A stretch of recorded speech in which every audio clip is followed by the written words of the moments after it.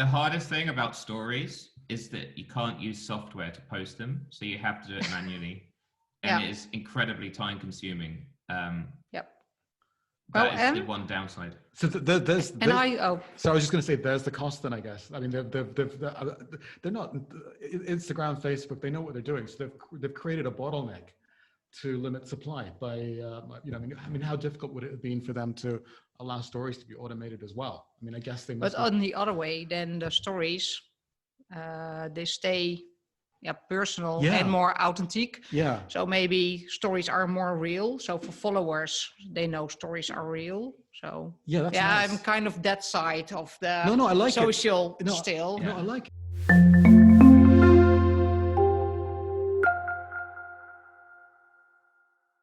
How do art professionals use social media to engage directly with specific supporters and collectors?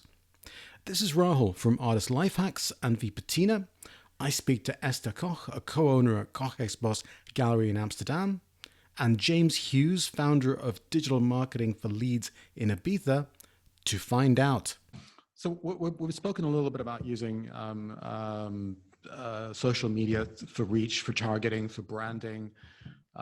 What about actually for engagement, actually talking to people? Do you DM people have you ever DM'd someone on social media to try and open a conversation, or used DMs on Instagram to connect to people?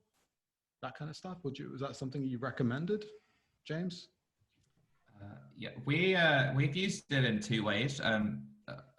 One way that is quite natural is sometimes we get people asking us questions about the services we do. They might want to know a bit more information about it, so you can chat to them on there, and it's quite an informal way of chatting to someone. They might be sat on a sofa somewhere waiting for a bus. They're just got a few quick questions, and we often try to take them off of the direct message and onto some sort of email process. Yeah. So we would be like, we would answer their questions and then say, do you want us to send you some more mixes or some more photos or some videos? If you give us your email, we can send it to you. So we kind of gradually take it onto some kind of like email. However, some people just prefer to chat on social media. So they'll be like, no, can you send me links? And then you can do the whole process of booking through the DMs. Once we had someone who wanted to book us, and they wanted one of our DJs, and they wanted to chat to them personally, but we never gave out the contact details of our artists, and it was a big sticking point. So we actually created a DM group on Instagram with the artist, and they had a little conversation on Instagram, and that was enough to get them over the line. Yeah. Oh, that's also very nice, because the first part's very, herkenbaar. That I recognize the way. If I get a DM, I always do DM us for more info, and then I take them to the website, email, of course, and then we can exchange more info. And you have also this email address, which is better for marketing. For marketing than the. But this group, it's also super nice. It's intimate. It's intimate. Yeah. And imagine, like, from your followers' point of view, the fact that they could actually get to chat to the artist, super cool. Like one-to-one, ask them questions. Especially if you had an artist that was really engaged with social media and was happy to chat in the run-up to an opening. Yeah. And maybe even if kind of whilst openings aren't allowed in the same way with big groups of people and artists, maybe it's even a way for people to have a bit of that experience that they wanted before they, made the step to collect a work. It could be a way of doing it online.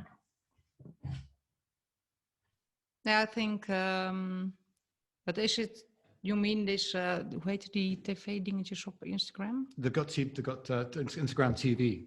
Like Instagram TV, you mean? No, I just mean having the conversation with, because if it's in a group, you would be moderating the conversation in a similar way to at the gallery. If the customer's there and the artist, you would be there to kind of. And just chatting. Yeah, Yeah. and So you stay in control a little bit. Yeah. Not in a Yeah. nasty way, but just to manage it so that things don't blow up. Yeah. a bit like today, where we've been looked after these conversations. Yeah. Oh, you're welcome. You're welcome. Any day. Yeah. The other thing about Instagram that I think we haven't chatted about is the Instagram stories. Because for me, I can't understand why Instagram hasn't yet tried to monetize them, because across every other platform, for example, in Google, when you search for something, right at the top are the paid ads. That's where people want to pay to be, like at the top. Yeah. And on Instagram, on your homepage, you have the circles where you can always see the stories. And they're completely chronological. So for example, if you posted a story every hour, you would always be at the top left-hand corner of every single one of your followers. And other than time, that is like free. Like that costs no money to be in that prime spot on everyone's homepage. And I can't understand why a lot of businesses haven't embraced stories as much, because on the feed, when you're looking through, they might miss you. Instagram doesn't have to show your post. It's not chronological, so something might pop up from 4 days ago. Whereas on the stories, every day when someone sits down to look and they flick through their stories, it's the most recently posted story that they start with. So even if you just have, I don't know, maybe this is a crazy idea, but you could you could find one work hanging in your gallery. You take like 12 pictures of little bits of it, and then just every hour put another fragment or something, and then gradually as people click through, they see the whole work. Just something silly, but I did something like that, and it was because I interrupt you, because it was very funny. I love stories also because, well, I feel more freedom in a creative way with stories, because you have 24 hours, so you can do something more weird or this work is coming in. But also now in this lockdown time period, I made, you have this 15 seconds. So 15 seconds, I just walked through the gallery, and every 15 seconds there was starting with a new work, and then walk around, and then zoom in, zoom out. And then, of course, if you feel, it popped. And then I do an hour later. So I try to manage it a little bit. So if you're on our story, you can see the whole gallery, and people get attention every hour with this story and see the whole gallery or something. And it was we got by email and everything like, oh, I really like the gallery. Or it was, so it was very positive. Yeah. It was a kind of the whole day like, oh my God, I have to do the story. But it's nice. It worked. It was super nice. I think it's one of the only ways that you can put something in front of someone every hour without pissing them off. Imagine if you sent someone an email every hour, or you sent them a text every hour. They would hate you. But in this medium, you can do it, and it's normal. And actually, they like it because people check their phone every hour, and it's really cool. And you give also, I think that's why I like Instagram. It's visual and not all this, for me, more boring texts. Yeah. So you get a present, eye candy. So yeah. I was on a kind of a webinar with Artsy and a bunch of the galleries. And one of the gallerists was saying that you do what the client wants, in a sense. So she's saying, like, if you've got some 20-year-old kid who's a tech millionaire, you DM them, right? If you've got someone who's 80 years old, you print something out, put it in an envelope, of course. And you send it to them. So this whole thing about stories, it's just reflecting that there's a lot of people who love kind of consuming stuff on the go all the time. So just giving them little touches.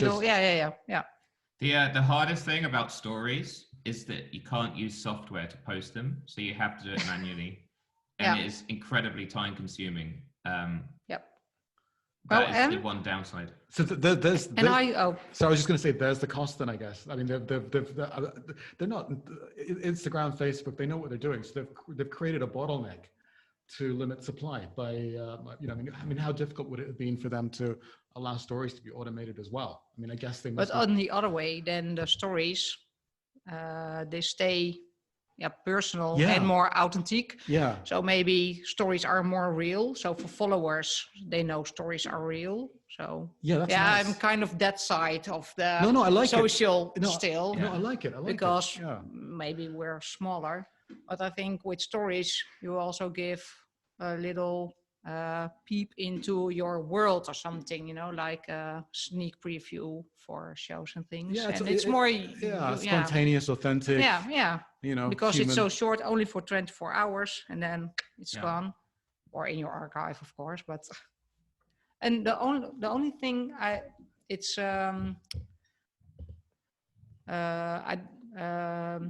what's jammer nou in het Engels? Unfortunate. Oh yeah, is that you can't. You can have only these hashtags, but you can't do a clickable link or something, because I have niet genoeg volgers. I don't have. You don't have enough followers unless you have a certain number of followers. You don't get the ability to have a clickable link. Yeah. I think you have to have over 10,000 before you can add an automatic link to your stories. I think it's something like that.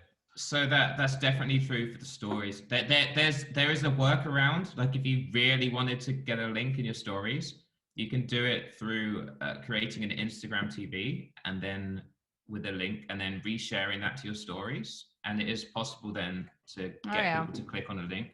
But it is top. I mean, everyone would love to have that amount of followers.